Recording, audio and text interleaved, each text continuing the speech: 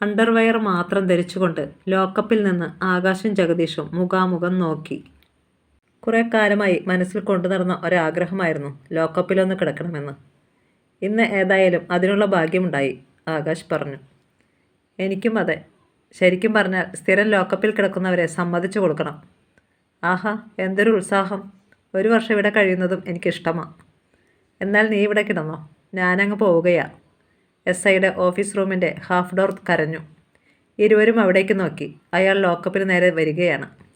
എൻ്റെ ദൈവമേ! ജഗദീഷ് ആകാശിൻ്റെ പിന്നിലേക്ക് മാറി. ഇയാൾക്കെന്താ, കണ്ണിന് അസുഖമാണോ? Cooling glass മാറ്റുന്നില്ലല്ലോ.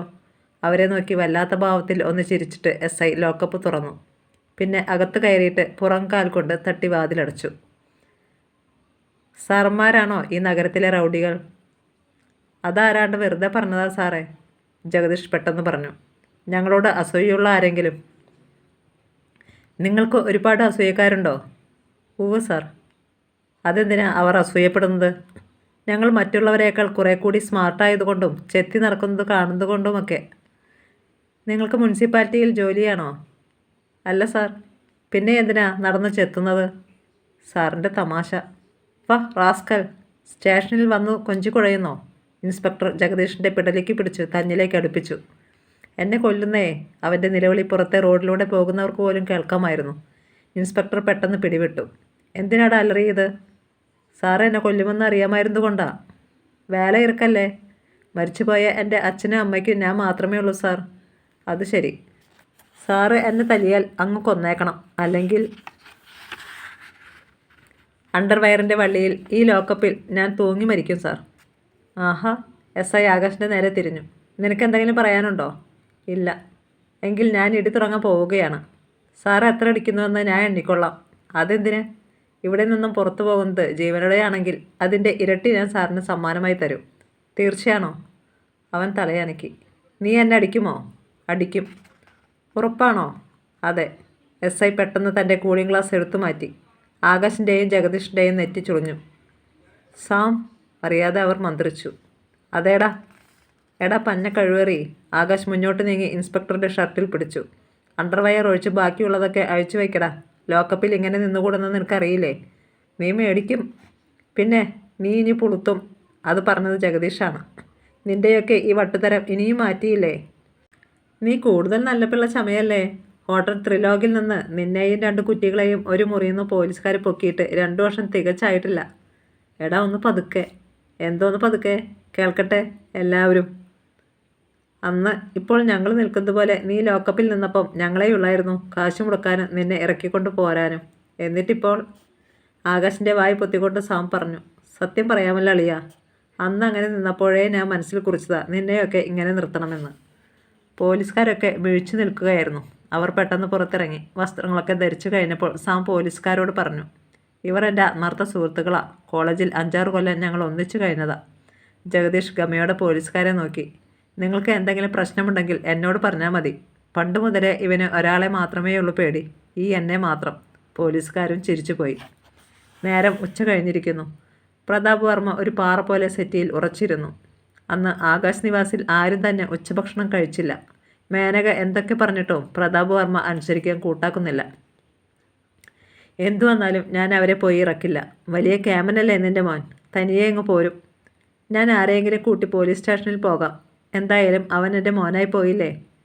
ഇവിടെ നിന്നും ആര് പോകണം വേണ്ട എന്ന് തീരുമാനിക്കുന്നത് ഞാനാണ്, നീയല്ല. അതോടെ മേനകയുടെ നാവടഞ്ഞു. പുറത്ത് ഒരു വാഹനത്തിൻ്റെ ശബ്ദം. വർമ്മ തല ഉയർത്തി. ഗേറ്റ് കടന്ന് ഒരു പോലീസ് വാഹനം അകത്തേക്ക് വരുന്നു. നോക്ക്, ഇനി അച്ഛനെയും അമ്മയെയും കൂടി കൊണ്ടുപോകാനായിരിക്കും അവരുടെ വരവ്. മേനക മിണ്ടിയില്ല. പോലീസ് ജീപ്പ് കാറിന് പിന്നിലായി വന്നു നിന്നു. അതിൻ്റെ പിന്നിൽ ആകാശിൻ്റെ ബൈക്കും എത്തി. അതിൽ നിന്ന് അവനും ജഗദീഷും ഇറങ്ങുന്നത് കണ്ടപ്പോൾ മേനകയ്ക്ക് ആശ്വാസമായി.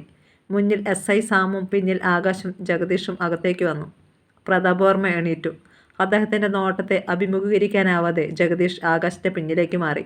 ഇരിക്കണം സാർ, വർമ്മ സാമിനോട് പറഞ്ഞു. ജഗദീഷ് പെട്ടെന്ന് അകത്തേക്ക് ഒറ്റയോട്ടം. നിൽക്കടാ അവിടെ, വർമ്മ പറഞ്ഞു. ജഗദീഷ് നിന്നു. എങ്ങോട്ടാ? അവൻ അകത്തേക്ക് കൈ ചൂണ്ടി. അവിടെ എന്താ? ഡൈനിങ് റൂം അവിടെയാ. എനിക്ക് വിശന്നിട്ട് തല കറങ്ങുന്നു. പറഞ്ഞതും ആരുടെയും അനുവാദത്തിന് കാത്തു നിൽക്കാതെ അവൻ അകത്തേക്ക് പോയി കഴിഞ്ഞു. ഇത്തവണ വർമ്മയും ചിരിച്ചുപോയി. അങ്കിളിന് എന്നെ മനസ്സിലായോ? സാം ചോദിച്ചു കഴിഞ്ഞാണ് വർമ്മ SIയെ ശ്രദ്ധിച്ചത്. ഒറ്റ നിമിഷം കൊണ്ട് അദ്ദേഹത്തിന് മേനകയ്ക്കും സാമിനെ പിടികിട്ടി. മോനായിരുന്നോ ഇവരെ അറസ്റ്റ് ചെയ്തത്? മേനക തിരക്കി. അയാൾ തലകുലുക്കി. പിന്നീട് കുശല പ്രശ്നങ്ങളായി. എന്ന് ചാർജ് എടുത്തു? ഒരാഴ്ചയായി. എന്നിട്ടെന്താ ഇതുവരെ ഇവിടെ വരാതിരുന്നത്? ഞാൻ അന്നു മുതൽ ഇവന്മാരെ വാച്ച് ചെയ്യുകയായിരുന്നു. ഇനി ഒറ്റ ദിവസം പിന്നാലെ വന്നാൽ? ആകാശ് കഴിച്ചുരുട്ടി. വരൂ, ഭക്ഷണം കഴിക്കാം. മേനക ക്ഷണിച്ചു.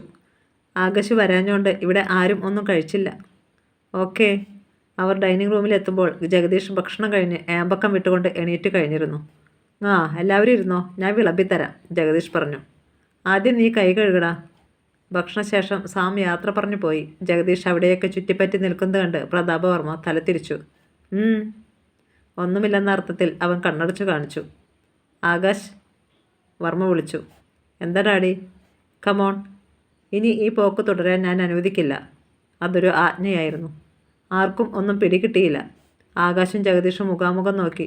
ഇരുവരുടെയും നെറ്റി ചുളിഞ്ഞു. ഡാഡി, ഞാൻ... ആകാശ് എന്തോ പറയാൻ ഭാവിച്ചു. ഷട്ടപ്പ്.